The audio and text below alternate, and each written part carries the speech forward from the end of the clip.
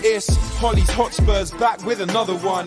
Chatting all things Tottenham, we're second to none. Special guests every time, if it's win, lose or draw. The passion is high like Harry Kane when he scores. Or when Lloris makes a world-class save. We got Højbjerg running the mid every game. Settle down, stick around, share your thoughts with the panel. And make sure you're subscribing to the channel. Coys.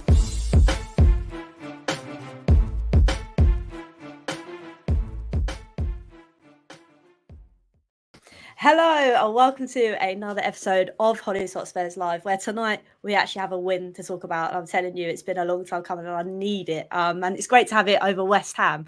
With me tonight to dissect everything that happened, I am joined by three fabulous guests. First of all, I'm joined by Patrick. Patrick, how are you, my friend, this evening? And welcome back on the show.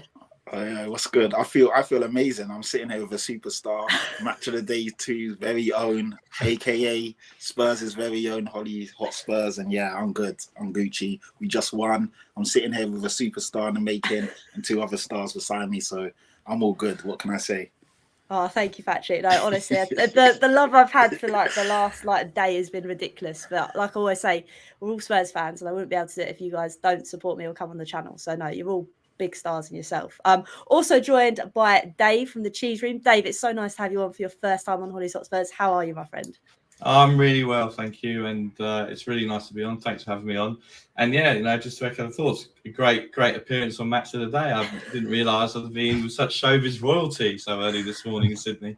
Oh dear, man. I mean, I love it, but I also don't like it because I just talk Tottenham. That's all I do. But no, I appreciate it, David. It's nice to have you on. And Sam, so nice to have you on again, my friend. How are you? I'm all good. Feels to come onto this podcast after a win. Stelleni, we trust, I guess. 2 games managed, 2 wins. It's not bad for, is it? It's quite good. It is quite good. It's a weird one.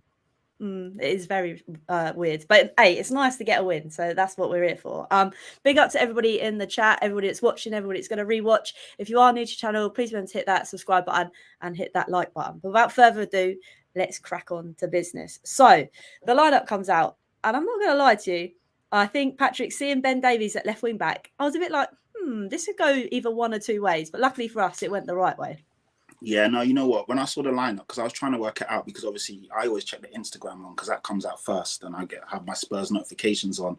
And I was looking at it, and I was like, "What's going on?" I see, Langlade, and I see Davis. I was like, where's our wing back?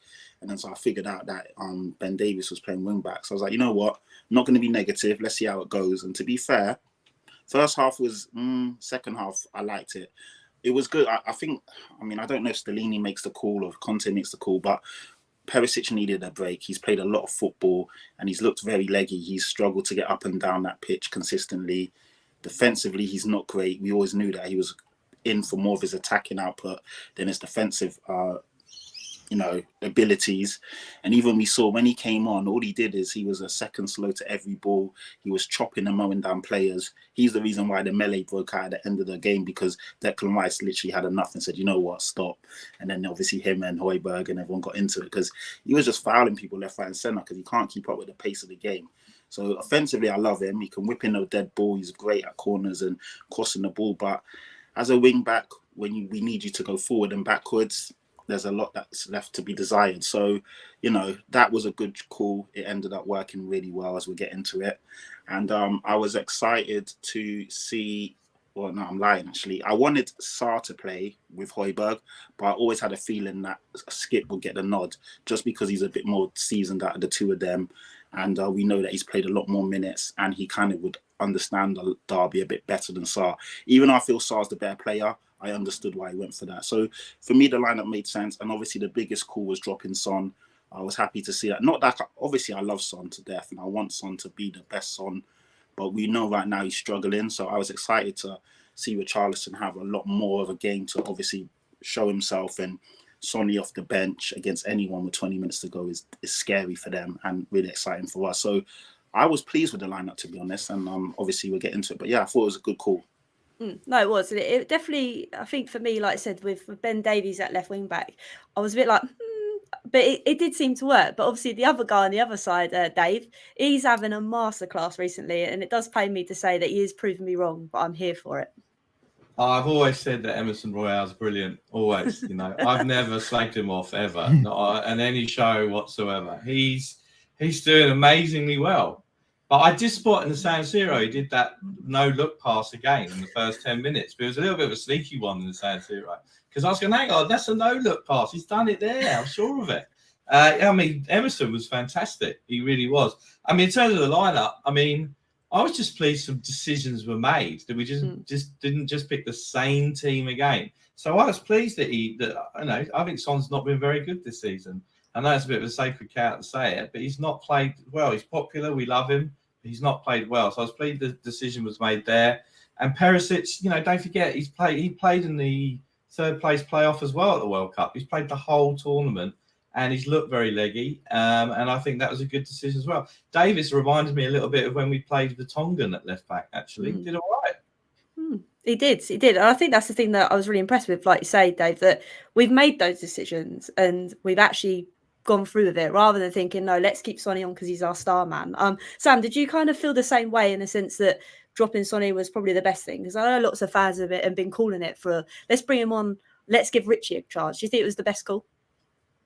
Well, I think it's the call we're supposed to be doing because we brought these players in because Conte said specifically last season that we need competition for the starting 11. So I don't think, Son has been given any favours after discovering that he's not in form to be starting week in, week out. And once again, when he's benched, he comes on, and then ends up scoring a goal. And that's what I think should have really been happening all along. Not every single game Son's benched, but more often than right now, he should be starting on the bench if he's not performing, and seeing what he can do from the bench when he comes on. So, yeah, I do think that was the right call. And it was good to see Richie start. It definitely was. Stay with you, Sam. We've spoken a little bit about that midfield combo. And I think lots of, like Patrick's already said, I think lots of people were calling for Sarr to start. But I think Skip held his own. Do you think?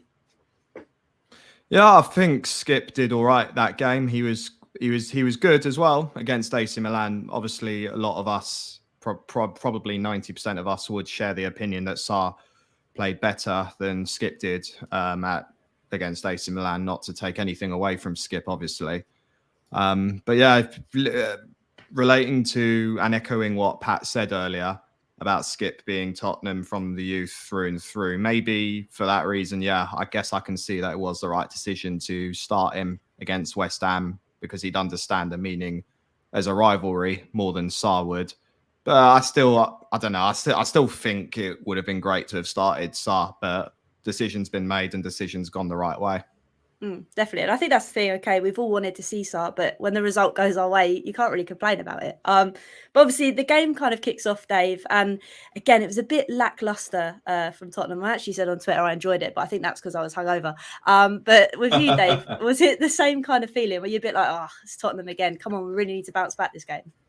So the game was on at 3:30 on a Monday morning, Sydney time. So I watched it blind from 5 a.m. So I get up, watch it blind and go nowhere near a phone or anything and then just watch it. So I thought we started the usual way that we've done all season, just lackluster, slow. But the thing that struck me was how bad West Ham are at the moment.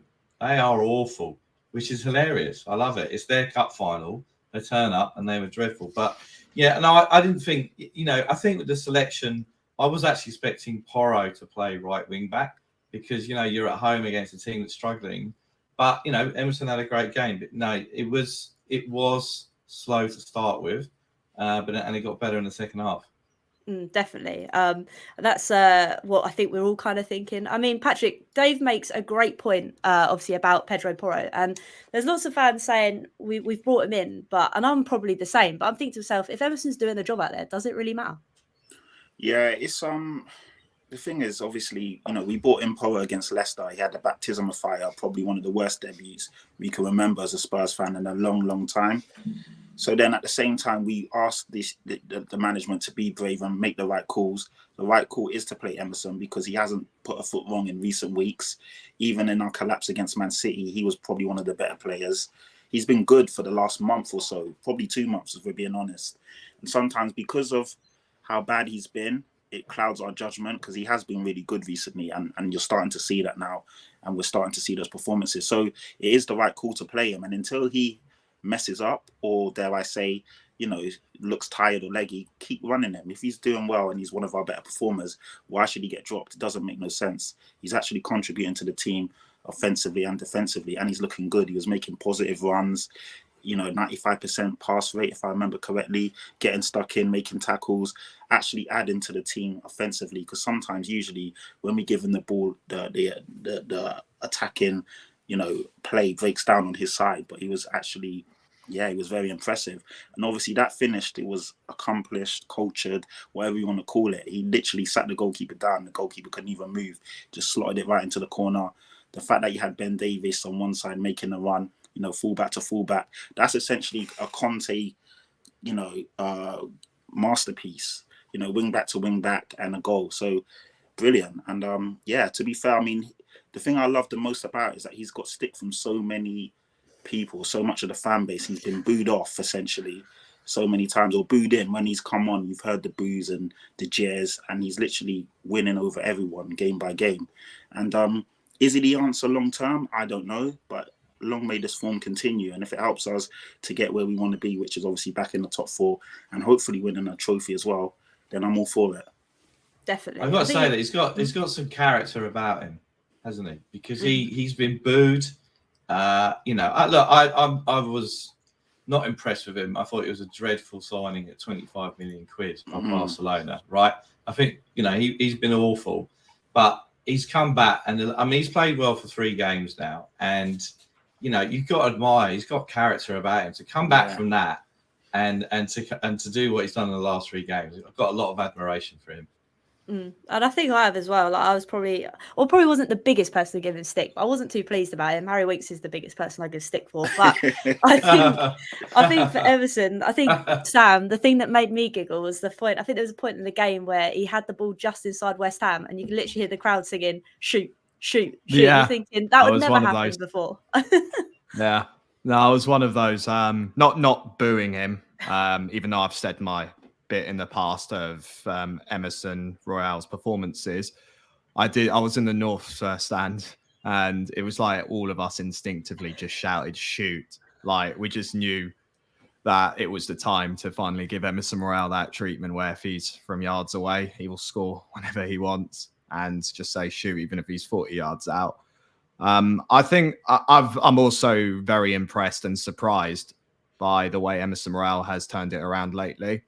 I don't really want to get too carried away, to be honest, because I also just can't forget some of the things that he's done. I get it that he's not a wing back.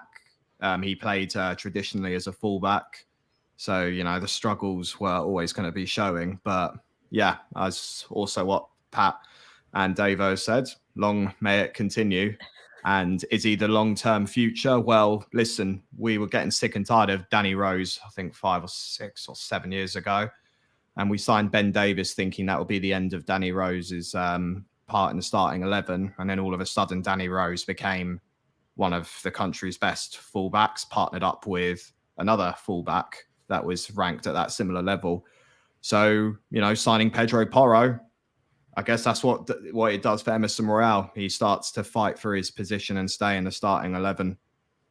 Agreed. And that's kind of what Ross has said as well. The fact that when you have a competition for space, it seems to bring up the levels of that player that's currently in that starting 11. And I think that's healthy competition. But obviously, things could have been a bit better, Dave, if we got the penalty call, because up until that point, like we said, it was a bit lackluster. What's your kind of thoughts on obviously the VAR, the decision? Was it the right one? I mean, we have this conversation every week with VAR. It's always right or wrong. So with you, Dave, what are you kind of thinking? Do you think it was a pen, or are you thinking nah? Look, the position where the ball was, the position where his hand is, it's a penalty, right? And VAR has just caused controversy after controversy since it was introduced, 2 or 3 years ago. I mean, obviously it saves us in the Champions League, much to our delight. But, I think you've got to make a decision in the season whether you keep it or get rid of it altogether, because decisions like that's ridiculous. I mean, I can't keep up with what the handball rules are anymore. Because, you remember that, the Dyer, when he gave away that penalty against Newcastle, his hand was, a ridiculous decision a couple of years ago. So it was a penalty. But, you know, even go back to the San Siro during the week when Richarlison got like bundled over towards the end, whether a free kick or a penalty, he gave no foul whatsoever. So there's a real inconsistent use of it as a joke. It really is. It needs to be looked at. But Patrick, I don't really know what the way forward is. I think people were saying, or the geezer that was in the VAR room was saying, oh, it's because what's his name, Richarlison was like pushing him down. But again, it's hit Thingy's hand, so it's obviously a penalty, surely. Yeah, I mean, I don't know how that's not given. I just don't understand it. There's this rule where if a defender is sliding and he falls down and, you know, he's protecting his body or, you know, natural motion, that his hand has to go somewhere. So I get that. But the guy blatantly punched the ball. I mean, you got Souček one week and then this guy the next week. Literally, West Ham have got 2 keepers in the games. It's mental. And the fact that they're just allowing, how is that not a penalty? How the referee didn't see it and give it? I thought VAR meant to then say, you know what, buddy, you've actually missed that. Go and take a look on the monitor. And there's no way he wouldn't give that. And thankfully, we got the job done comfortably in the end. But imagine it was a 0-0 or we lost 1-0. Then we'd be fuming because that's a blatant handball, stonewall penalty. And I don't know, we just seem to never get the rub of the green, and it's just frustrating. And we're just always talking about VAR. We thought VAR would come in for these decisions, and it's not just us. Sabitzer against Leicester, the guy basically took the guy's knee out. And again, no one looked at it, not even a card was given. Just strange. I just don't understand these VAR calls anymore. And like Dave saying, I don't even understand the handball rule. You know, there's so many permutations to a clear handball now. You just don't know what's going on. But yeah, thankfully it didn't matter too much in the end. But annoying because I got Kane in my fantasy football team, and obviously he would have stepped up and 9 times out of 10 scored that pen. So I'm a bit angry from that respect. But yeah, it's all good. I've got him as well. Same here. Yeah, so I forgot about that. I'm fuming. Yeah. Oh dear, but Sam, I don't like the boys have both said in terms of VAR. Sometimes it seems to be causing more controversy than what is needed. And in terms of we're not actually getting what we need out of it. I mean, are you kind of on the same illusion at the sense that it really needs to be fixed? Because we're talking about this week in, week out. It's not just us. So 2 years ago, and I still partly stand by this point, I would say it's not the system that's the issue for me, because I think that system is probably the best idea to improve bias aside, improve wrong call decisions. The issue for me is the people running it and the refs' lack of bottle for even going to the screens to make a conscious decision for themselves. Now, I would say maybe it might be best to part ways with VAR because there seems to be new rules being updated. Like, I also don't know the handball rule anymore. I don't know what can constitute as a foul anymore. I don't even know what technically blocks the vision of a keeper because I thought it'd just be defenders, but apparently it's more. So it might just have to be going back to, you know, if we can't, the problem is they're not going to go away because end of the day, VAR referees, they're too protected. You know, they're in their own isolated room, sometimes even off the stadium premises where they can make their decisions. Referees, you speak out against the ref from the staffing to players' point of view, you get fined. And I just think VAR is going to continue and it's just going to get worse and worse. And it's not because, going back to my first point now, because of the system. I don't think there's anything wrong with the system. I think it's the people and the corruption all behind it and the way it's just so blatantly inconsistent and biased for certain clubs and other clubs that don't get the same treatment week in, week out. That was a clear handball. I don't care who got pushed over. It was a blatant handball. But apparently because something happened a millisecond before, that's got to now all get cancelled out. But are you going to see that in the naked eye? No. So you're all about putting the lines on. You're all about looking at it at a certain angle, which, by the way, I can't even remember which offside call it was, but there was like one angle which showed that it wasn't offside. But then when they changed the angle around, it was blatantly offside, but they never looked at that angle. So I just cannot see it going any better if the system isn't used properly and if there's no corruption or bias or just, quite frankly, incompetent people that can't do a proper job. That's the sad thing about it. Definitely hit the nail on the head. And I think that's the problem with VAR. There is always this level of scrutiny. And like you said, it's just getting worse and worse. And it's taken away the real joy of the game. Because like I say, we're not talking about at the moment how we've scored 2 goals, beat West Ham. We're talking about VAR again. That's partly my fault, but I felt like it had to come up. But Dave, let's talk about obviously some goals. Because the first goal came in the 55th minute. And it was a good combination goal. I never thought I'd say these 3 players in Højbjerg, Davies and Everson to get the goal.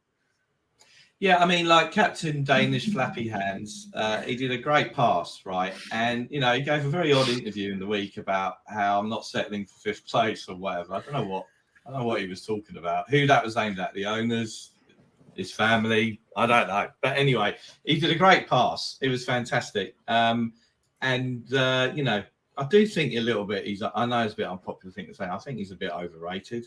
So don't tell Gibbo from the cheese room who's got, I think he's got a Højbjerg tattoo on his arm or something. Wow.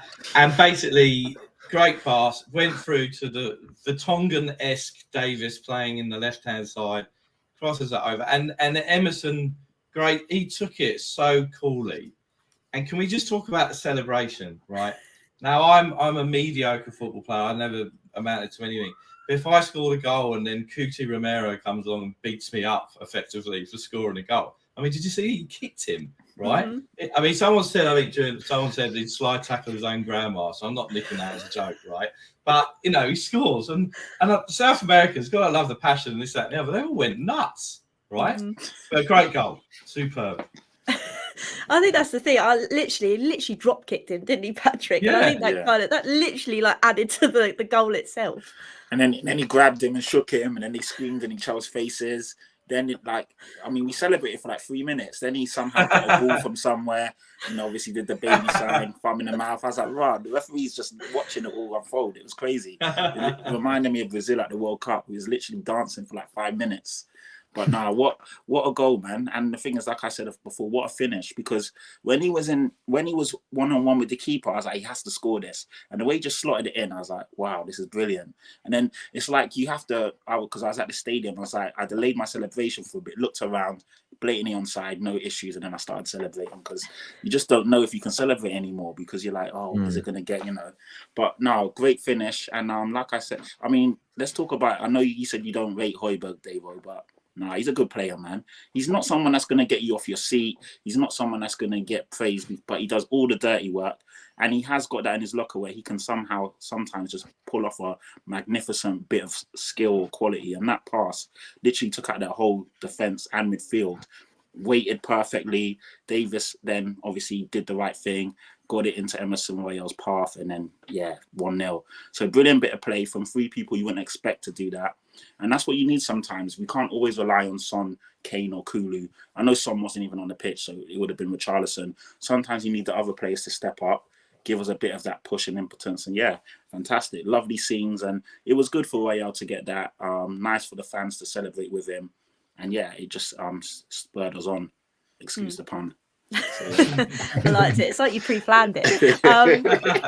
But Sam, obviously, Patrick and David have spoken about the combo play, and I think it is evident because we do look at the likes of Son and Decky to come in, but to see a ball that's come straight from midfield and played straight through without Bentancur really highlights that maybe this team is working in this combination, or is it maybe too soon to maybe say, right, we've got it now? No, it's way too soon. Way too soon. Like we've this is why I said, you know, with Emerson, I don't want to get carried away, you know, but fair play to him. He had a great performance against City. So with Emerson Royale, you can't say like, it was against West Ham, this, that, the other, because he showed up against both matches with Man City. But overall, as a team, I can kind of say that because we have been very inconsistent this season, and you know we can't act like we've just had a win and we're not going to experience a loss again for a long time, because you know we could lose against Chelsea at home. You know, I know this cursed fixture, they call us 3 Point Lane. You've heard it all before. Like I said, you know, this West Ham side is shocking. Like, I know it's a derby for a lot of fans in the fan base. Some even take it to the level of beating, you know, your most hated rivals like Arsenal or Chelsea. But to put things into perspective, this side is battling relegation. We should be beating them 2-0. Like, it's not one of them wins where it's like it's a great London derby win. No, we should be beating them. We take it one step at a time. You know, obviously, of course, though, you know, Chelsea are in really poor form. So maybe we could beat them. I don't know. But again, I feel like if we were to beat them, it would be the similar reasoning behind West Ham, where, you know, we have to take an opportunity against a side with more disadvantages than what we've got, if that makes sense. Yeah, I'm with you. That makes sense. I think obviously coming out of 2 defeats, I'm loving life now that we've beaten West Ham. So no, you're right. You put it back down to perspective. But obviously then we then get to see, Dave, a combination of Kane and Son. And I must say, I've been living for a very long time for that to happen once again. It was good to see, wasn't it? It was great to see. But, you know, I think Richarlison did all right. And I thought it was a little bit unlucky to come off. He pressed a lot. He needs a run of games. I thought he'd throw a massive tantrum when he came off, which I don't think he did, right? So, you know, to see that combat, I mean, it was just pinpoint. It was just Kane knew where Son was in on goal, and he put it away. And you know, we have seen this season, Son missed quite a few chances and snatch at chances and this, that, and the other. So, you know, whether he was angry or not, I don't know. But the fact of the matter is, he was right to drop him. His form's been poor, but yeah, I mean, it was like how it should be. Kane just instinctively knew where to go. Son put it in the net, and as far as the fantasy team's concerned, an assist for Kane. Happy days. Business, loving life. I could just add on something. Sorry. Oh, go for it, Sam. Go on. No, I just want to add on something really quickly as well. I didn't know about this until the game was over, but I felt like it was extra special for me for Son scoring because of once again uncertain, savoury. Certain horrible, offensive and racist comments from West Ham fans online. Not all of them, of course. I do want to put that out there. And, you know, even when Son is underperforming, he knows how to shut the same group of bad egg minority fans. And it was just really nice to see after seeing that on the timeline.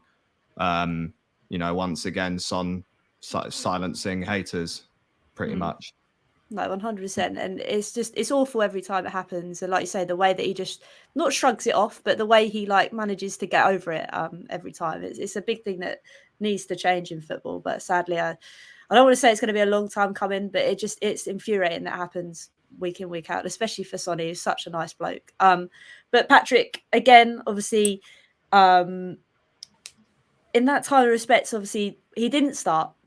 He came on, and with Spurs, we always look at our bench and we think, maybe not so much now we've got Danjuma and Richarlison, but you think to yourself, who's going to come on and be that impact? And maybe that was kind of the thought behind Sonny, although also, as we know, his form hasn't been great, but it just gives another element. And that might be why the Kane and Son combo works. Okay, yes, West Ham are poor, but then they haven't had that for the start of the game. They've now got to rethink how we're going to play. Yeah, I'm not mad at it at all. And I'm hoping because, I mean, when I go to the games, I always, if I get the time, I always watch it back if it's on TV so I can hear the commentary, hear the post-game, you know, analysis and breakdown. And you saw Souness and Hasselbank arguing whether Son should or shouldn't start. And I'm with Hasselbank. I agree that Richarlison needs a run of games. He's a good player. We paid 60 million for him. Why are we going to spend that much money on a proven talent and then drop him after he has, you know, he wasn't that bad. People, you know, are going too far one way or the other because he didn't score. All of a sudden he had a stinker, and it's I thought he played well, like Dave was saying, pressed from the front, lots of energy. He had a chance which he should have scored, but then obviously if you don't have these moments week in and week out, you will sometimes snatch at them. And obviously he shot it straight down the middle. Fabianski saved it. But I would, you know, Son coming on for the last 20 minutes, 15, even 30 minutes against Chelsea will scare the life out of them. They're going to be tired. We're going to hopefully ground them down like we did with West Ham. And then you've got Son. Danjuma as well. Where's he at? Why isn't he getting some minutes? I want to see the guy play, man. He's a good player. We need to, you know, use him and utilize him. So I'm not mad with Son, proven, you know, world-class player coming on and hopefully changing the game. And 9 times out of 10, the team will set up thinking Son's going to start. So when he doesn't, it just throws their game plan out the window. And then they have to, you know, think about what's going on. Or even play all of them. Drop Kane a bit deeper. Richie as a 9. Son on one side. Maybe someone else on that, you know, Kula on the other. And then it gives the defenders a lot to think about. So there are options. We've got these players. Let's use them. So, yeah. Off Son's form, he didn't deserve to start if we're being real. So I like the fact that we were brave enough to drop him. And it's great that he comes on and scores. I hope it happens all the time because it's only benefiting Spurs. Agreed. I think sometimes players think they're too comfortable. Maybe that was what the problem was with Emerson. But Sam, like we keep going on about, with Son coming off from the bench, he's got to prove a point, and he has done that every time that has happened. Well, once again, that's a way to respond. If he's been underperforming every time he started, then just like what we saw against Leicester. I mean, he scored a hat trick from being dropped. So. I said this point already before. We've signed, and relating to Pat's point, we paid 60 million for Richarlison. So yeah, what is the point of not starting him? We've also got Danjuma. Conte last season, wanted the competition. So I guess it remains a mystery why we haven't really seen much of this competitive environment when you're starting the same players week in, week out. But, you would kind of think to yourself, there are solutions and things could have been prevented ages ago if we really kept to this philosophy of competition. I don't know. But, yeah, again, Son didn't deserve to play, but came off from the bench and scored against West Ham again. So it's nice to see that, but I think we should... play Richarlison for the next fixture against Chelsea and do the same plan again. If we need a backup, then bring on Son. I think our best formation is 3-5-2, which he's rarely played. But, certain games this season, when he's changed it, I think Basuma's much more suited to having three in the midfield. I don't think we've seen the best of him. I think, the talk about Richarlison when we signed him, and I was really pleased that we signed him for. Great, we've got decent backup and competition for places and get an established star from a lower Premier League club. That's how we used to do things, right? And then the talk was he could play across the front three. I don't think he necessarily can. I think he's better as a 2 in the 3-5-2 because we saw in the World Cup when he plays more centrally, he's much more effective. But obviously the challenge we've got now is that we've only got 3 fit central midfielders for the rest of the season. Unless, as you're saying, you put Kane more on the number 10, dropping it behind the front 2 and play it like that. But that's never going to happen with Conte, is it? No, and I think that's the thing. I mean, lots of people, it does make me giggle. Obviously, I think Stellini is under the direction of Conte. Obviously, maybe not throughout the whole game, because I think he said in his press conference about obviously saying that he can't talk to him 24/7 during the game. But Patrick, do you think this notion of Stellini coming in, I don't think it's a new manager bounce or a new coach because he's been there the whole time, but do you think maybe his influence is having like a different kind of feel of things?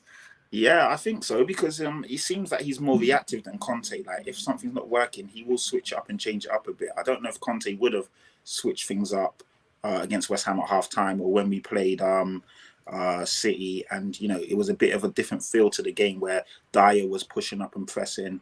Romero was doing the same, so we had an extra body there, which essentially caused the turnover, which caused the goal against Man City. And even yesterday, the thing is, Stellini, when he comes out, he says he does talk to Conte constantly, and they make the decisions together. But the fact that he's also chipping in, I feel it does feel a bit different. And I like what I've seen from Stellini so far. It just seems like the handbrake's off a bit more, and we just seem to be a bit more not as rigid and not as like.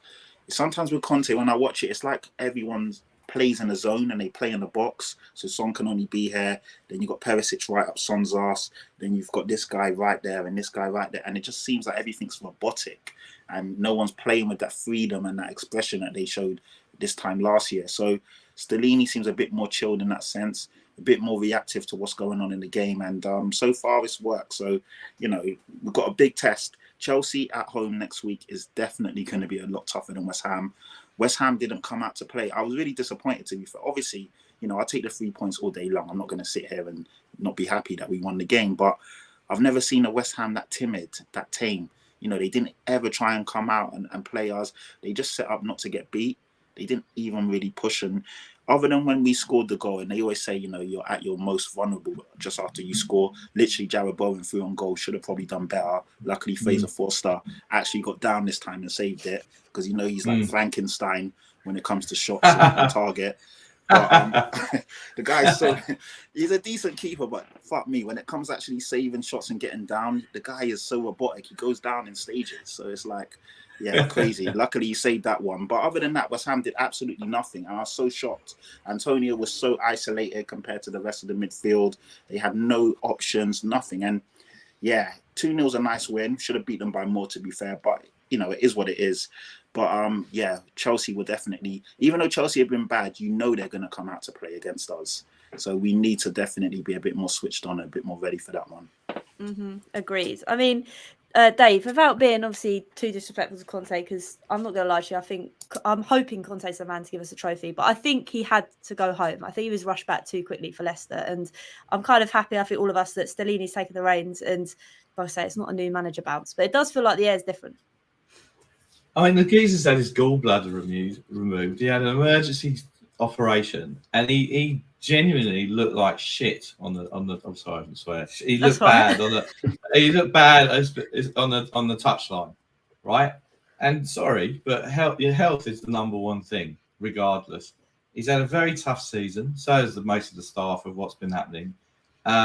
And people like tweeting, San Siro, the players' body language is poor, coming out, and this, that, and the other. He's had a tough time. His family's back in Italy. I don't think he's going to stay. I think that's clear. But I think Stellini, it looks like he does try to do things more in the game. I just have this mental image that, he pretends his phone's not working when he tries. What's that, Antonio? I can't hear you. He tries something new, and it comes up. Oh yeah, sorry, and that kind of thing. So I think it gives the vibe of his in-game management seems to be better. Like when he moved Dyer more into the midfield against City, and he said that was him and Mason getting involved there. So it does seem that you're right. I think they feel a bit more proactive than what Conte's doing. Sam, are you under the same illusion? I mean, I think I'm still trying to. I want to back Conte, and I think he is still the man. But I think with everything that's happened, like Patrick and David said, do you think maybe Stellini having this bit of time to work with the players is a good thing? Well, it just is what it is, isn't it? Conte has been going through a lot this year, losing 2 close mates and having a medical operation that he underestimated in terms of recovery time. And I'm honestly just don't know why it seems to be working for Stellini in these 2 games that he's got to manage, and it doesn't work as effectively with Conte. I agree with Pat that there seems to be a lot more reaction from the management team when it's Stellini managing, whereas Conte, brings the substitutions a bit late. In the second half against West Ham, the reason why we won that game is because we changed the system around and we made the wing backs go a lot more forward and made our middle press more than they did in the first half. And that's how we won that game. I think that I want it so badly to work out with Conte. And the unfortunate thing for me is that I think that if Conte goes, Stellini will follow him, because I think I just see him as this loyal assistant manager. He doesn't have intentions to become his own man and his own manager just yet. He wants to stick by with Conte. So the truth is, I don't know what's going to happen next season. I'm under the illusion that Conte is not going to stay with us. And, you might have to prepare yourself for Ryan Mason Ball again. Ryan Mason is our manager all over again. Mason's blue and white army and all that. It could be the case. Do you know what? If Conte goes, I don't want any more ex-Chelsea managers. I've had enough of it. It works at Chelsea because them as a club are much different. They actually financially make projects out of their managers and back them. We don't have that same thing here at Tottenham. It's a bit of a toxic relationship.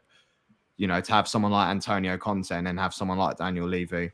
2 don't intersect, and I just can't see it working out. And the reason why it worked out for them in other clubs is because, the clubs are different to their vision. So, we've got that guy from Udinese as a wing back, Brian Hill coming back from loan. The least we can do, Sarr, Oliver Skip, etc. And Dane Sculler as well at Portsmouth. The least we can do, without making it sound like to copy Arsenal, but have a young manager and have a young group of players and just start that. Those for me would be the best steps to start this next project, because I think, you know, next season is going to be very different for us. Mm-hmm. And what's going to happen? And what's going to happen with Paratici as well? Because I don't know, man. I don't know. It's we might have to get a new sporting director as well. The only positives I can see out of this is that we're not going to get any shit for it as a club, because this is strictly on Juventus. So at least we've wiggled ourselves out of that bit of trouble there. But I'm worried for the next news that comes out about Tottenham. Like it gets you so scared. It's like, when does it end? You know, Conte now taking indefinite time off. What's going to be next? Sam, you seem a bit jaded, and you know, I mean, I am the old git on the show tonight, so I think this is like my 45th season, and I've got enough grey hairs coming through. Like, so this is what happens. This is the life we lead. This is what's been given to us by our family and our friends. It's been passed down through generations. This is our lot in life, I'm afraid. Jeez, All you're the depressing refund. me, man. You lot are depressing me. What's I that? know. And we won. We won. Yeah, we won. Jeez. Oh dear. I'm in a good We mood. won for now. I'm in a good mood. Sam, I've arranged the sun to come up, especially for you. It's beautiful. Good timing. Yeah. Good timing. There you go. Before we obviously move on from the depressing talk of our football club, even though we have won, ladies and gents, I want to say a big thank you to Catman Jess for her super chat.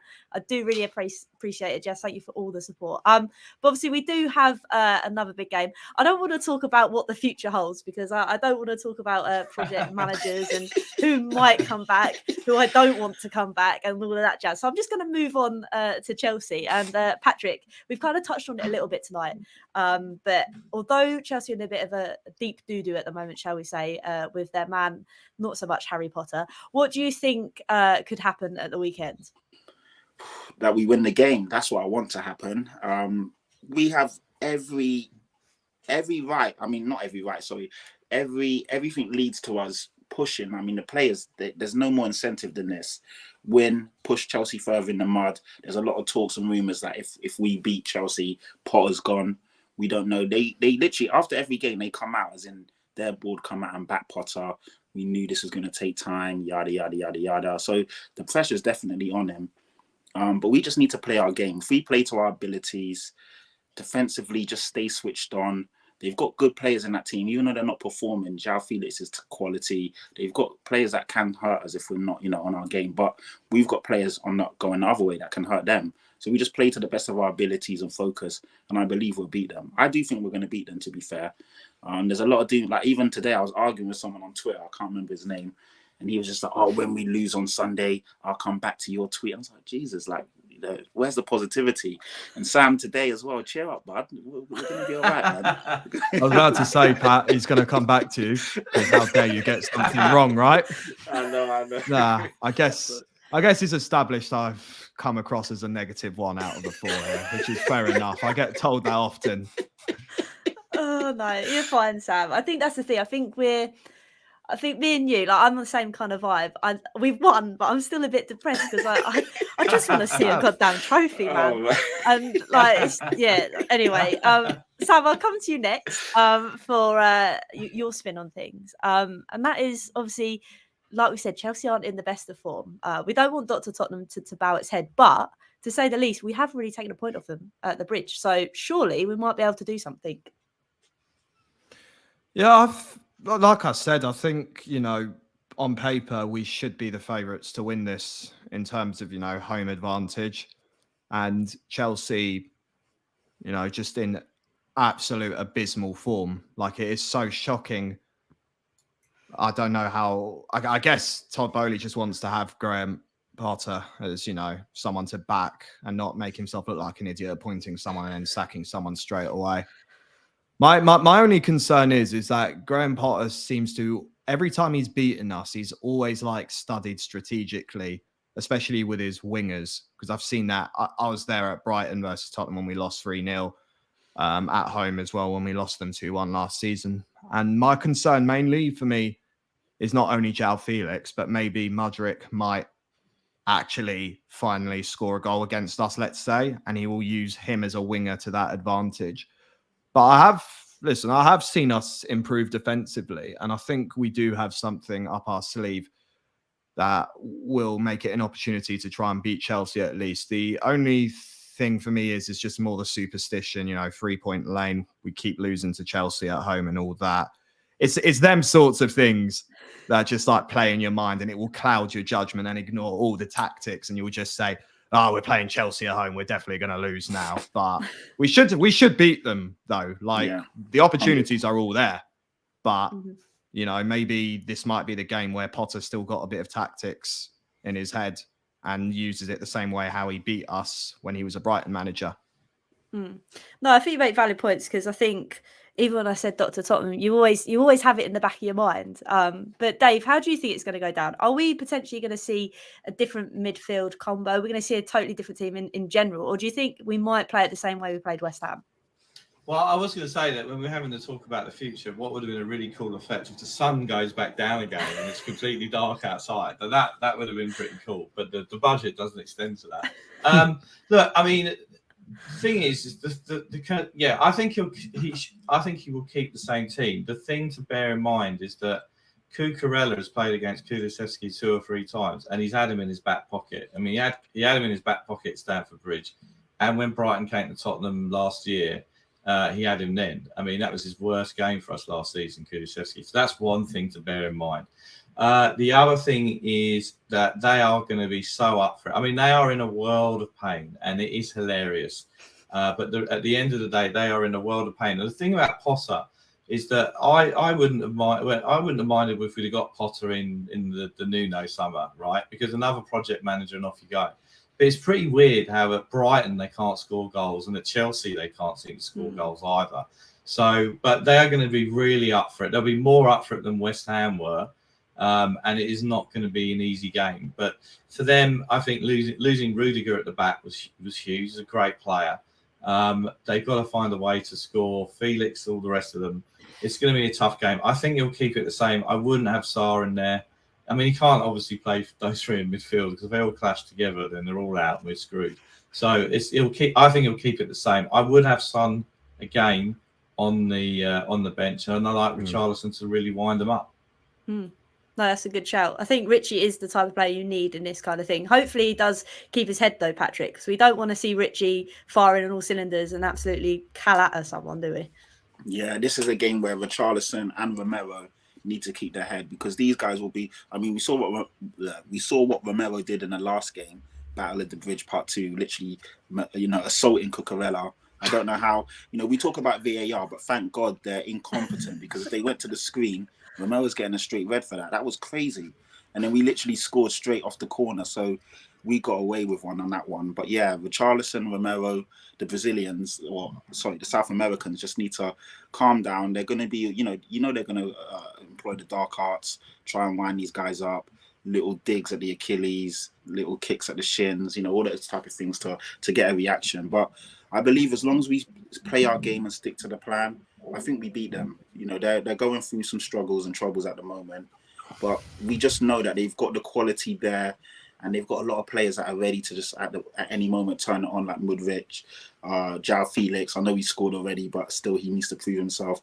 Cucurella's been woeful. We say, Dave, you said he's had him in his pocket, but he's been shambolic this season since he's moved over. So hopefully we see that side of Cucurella, not the good side.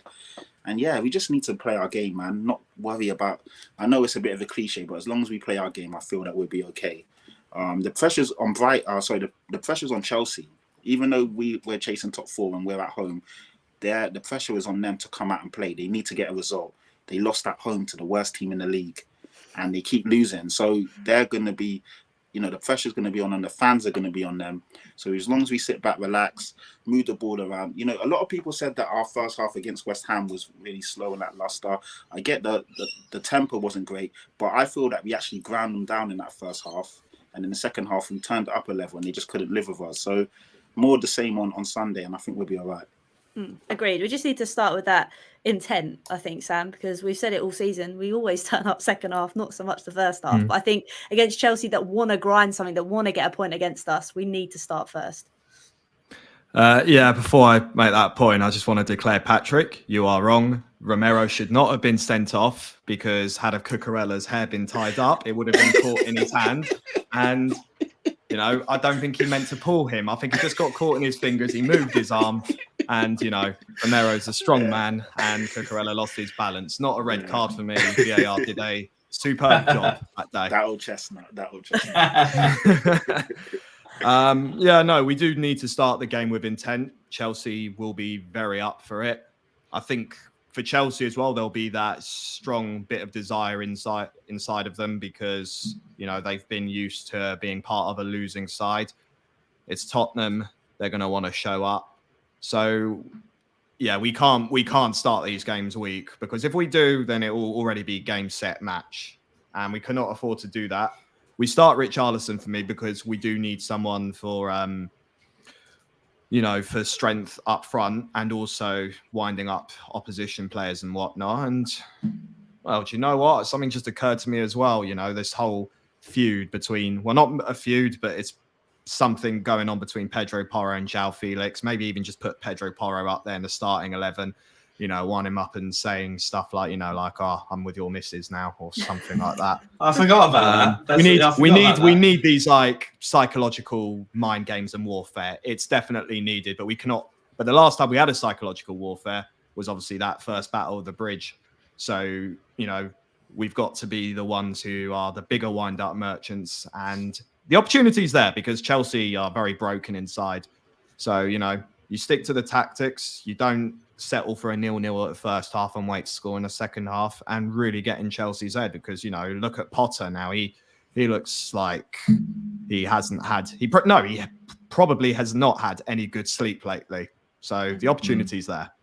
100%. I like that fight and talk, Sam. I'm down with that. But Dave, it is like Sam said, it's got to be that psychological warfare, because, like we say, I feel like we don't necessarily get up for these games as much as I'd like us to, and this is a prime example, a prime opportunity to do so. Yeah, I agree actually there, Hollie. If you think about a number of games over the last 3 years where we know this is a really crucial game, this is a game we need to make a statement, and we just don't turn up. So I absolutely agree. I think we need to, you know, we've got to beat them, and we've got to be really up for it. The crowd's got to be up for it, and we've got to get stuck into them, because we seem to start replicating this win one, lose one pattern that we had last season before we went into our good run. And, you know, we've got an opportunity now. We've somehow back. I can't believe we're fourth. I know that Newcastle got to get. I mean, we've been not very good this season, and we're still fourth. That says more about the Premier League than anything. So we've got to get stuck into them. I think he'll play the same lineup. I forgot about the Porro thing. That's amusing. Maybe he should like blow up pictures of his girlfriend on the side. He's warming up and down like that. And then I think Romero comes on with like scissors and the barber's outfit, goes up to Cucurella. Short back and sides this week, sir. Would you like that? That would be good. We just got, we got to wind them up, and we got to get stuck into them. I don't want us turning up to a big game and being meek. For once, we've got to get in there straight away and on them. Defo in their faces, 100%, and psychological warfare all the way. But no, it's been a great evening tonight to obviously discuss the win against West Ham, talk about other things, and obviously preview the game against Chelsea. Before I go, I want to say a big thank you to everybody that's in the chat. Big yourselves up if you're rewatching it. Thank you again for all the support. But before we go, let's do our general goodbye. So Patrick, thank you again so much for joining me. Where can everybody find you doing your thing? Yeah, no, thank you for having me on, and it's a pleasure to meet Sam and Dave. Obviously, I've heard of you guys, seen you on Twitter, but not interacted with you and done a stream, so always good to meet freshly Spurs faces. So yeah, that being said, my screen name, or my name is Patrick Tyrant. It's on the screen right there. So Patrick Tyrant, find me on Twitter, Instagram, and then follow me on YouTube, or subscribe, whatever you want to call it. My show's called Chatty Patty, so yeah, you'll find me on there. Love it. Thank you, Patrick. And Sam, where can everybody find you doing your thing as well? It's a great pleasure to have you back on, my friend. Yeah, always good to be here. Always good. Yeah, you can find me on YouTube, Sam Chipek. It's there on the screen. I do Spurs content, and I've recently started doing ground hopping content called Through the Turnstiles, a little series that I decided to come up with to, not just know about my club, but explore and learn perspective from other football clubs. That's the name of the content for me. And yeah, you can find me on Instagram and Twitter with the same name as well, same plugin. Perfect. Thank you, Sam. And do check out those videos. They're really sick. I actually really enjoy watching them. So thank you, Sam. Appreciate that. That's all right. No, they're really good. I like them. They're sick. And Dave, thank you again for joining me. Where can you find yourself doing your thing? So I'm on the cheese room. So I'm on about every other week. The guys have got they do YouTube shows. Tonight they've got one at 9 o'clock UK time. Wednesday is more of a conversations piece, and then the Friday preview of the show, which is I'm normally on, which is Saturday morning, where there's birds tweeting, just noises left, right. So it's went quite quiet this morning. And we also do pods as well. So we're on all the usual pod providers. The guys and girls are on. They do the review of the games almost pretty much straight after a couple of weeks. So look, thanks very much for having me on. I've really enjoyed it. Nice meeting you guys. And Sam, I just want to say that my family have been going to Tottenham since 1938, and we got a long line of grumpy Tottenham lineage in my family, which I contribute to. And Sam, tonight I'm enjoying your jadedness. I'm enjoying it a lot, right? I'm like you, but I've kind of been on my best behaviour tonight, and I've really enjoyed it. And also, obviously, very nice to meet Patrick and Hollie. Thanks for having me. Yeah, no. We can talk about other things. I'm not grumpy like I am right now. I promise you that. No, I am. Anything. And I am grumpy, and I'm proud of it. So it's all right. I get it, mate. It's all good. Nice. It is, honestly. I think sometimes, obviously, I'm a bit more happier when we win, but when we lose, I'm not a very happy person to talk to. But I tell you what, it's nice just to talk about things and have different people's perspective, because at the end of the day, I think it's a good therapy session for all Spurs fans that we all need. So no, it's great to have all three of you on. I do really appreciate it. And everybody else in the chat, again, thank you so much for the continued support.